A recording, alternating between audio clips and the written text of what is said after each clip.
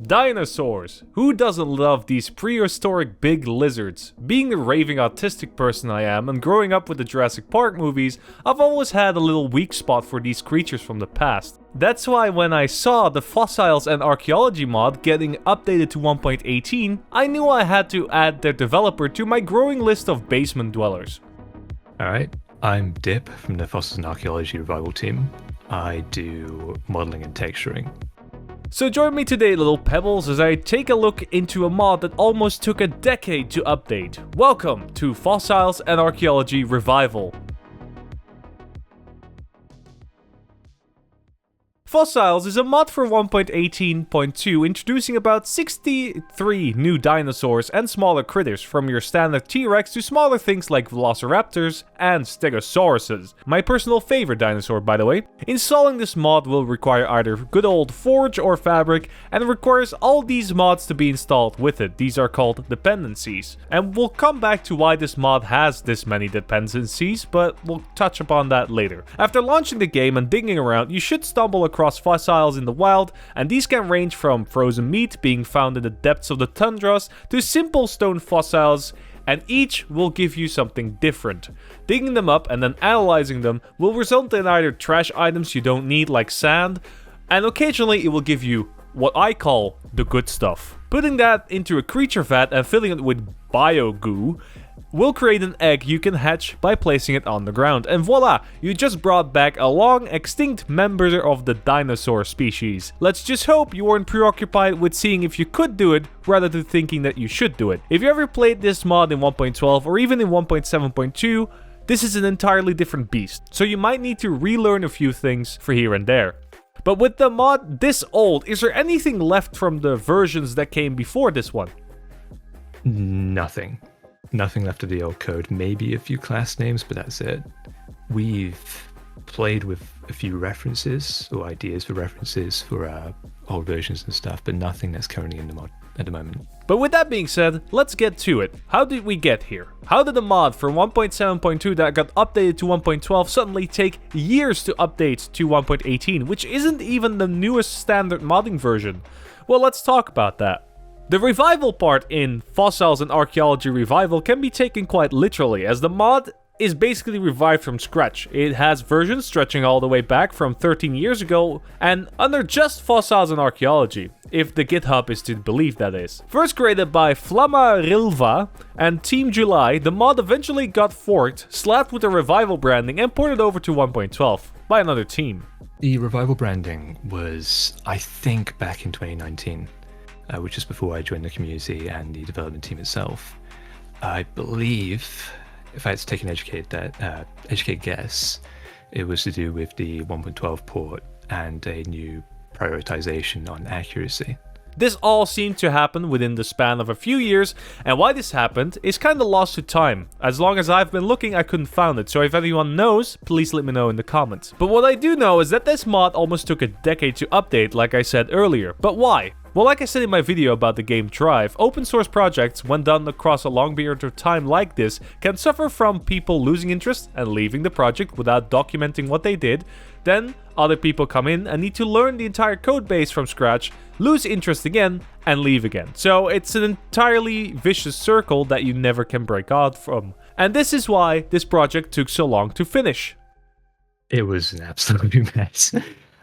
There was a hiatus for a while. A lot of people working on the mods either lost interest or moved on to other things. It took a very long time to get the right coder for the mods in the form of Darkbread. And that only ended up happening either late 2022 or early 2023.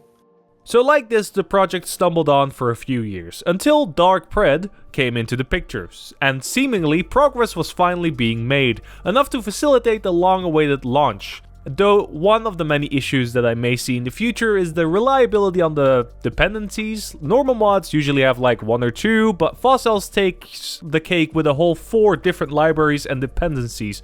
One of them, luckily, is made by the same guy that is currently creating the mod, Darkbread, which is more hitboxes, which allows creators to add more hitboxes, like it says on the tin.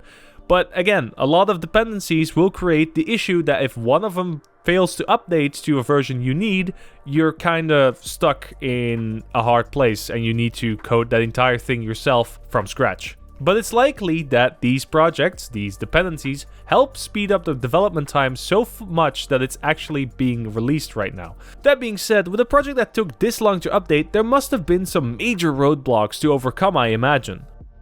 One of the issues we had was with certain members that we brought on during port development.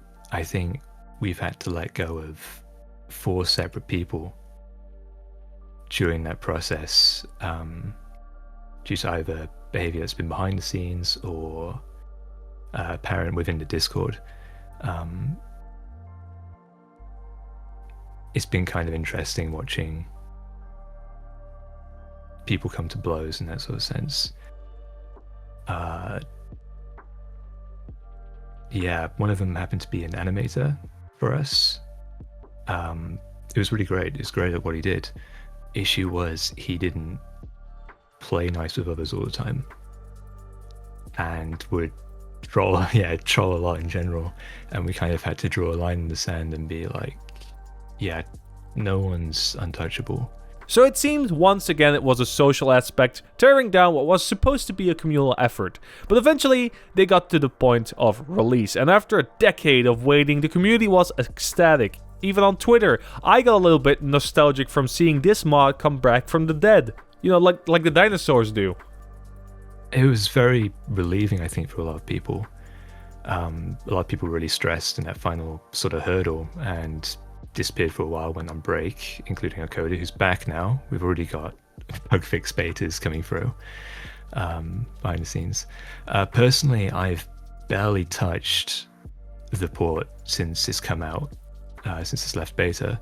I think the more I've done in terms of working on the mod, the less I've really desired to play it.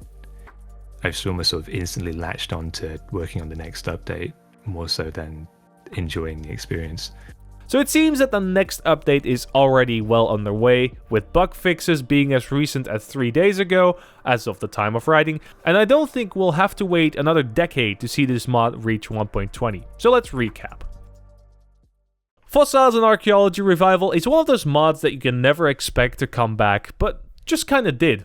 Again, like the dinosaurs you bring back to life in this mod, but it's a unique experience of an OG dino mod that isn't quite replicated yet by others. And it seems that this team is determined to not let this legacy die, and I for one can't wait to see where this is going to go. But for now, I was Lunar, you are very awesome, and please update to 1.20.1, please. Alright, thank you everyone for watching this video yet again. It's a little bit of a shorter one, it seems. My recording is saying 8 minutes, probably gonna be shorter when Drowned cuts out all my stuttering. And if you want to see those stuttering, you can become a YouTube Pebble and you will see all the things from behind the scenes. If you want to have the full interview with the developer of the Dynamod, you can subscribe to the Patreon. For only $1 a month, you can get this interview for free. For free. For $1 a month, you can get this interview. And for $3, in one pop, you can get one interview for yourself and keep that. So, thank you all for watching. I couldn't be doing this without you. And I'll send this off to Drowned now. Drowned, cut that last part out, please. Bye-bye.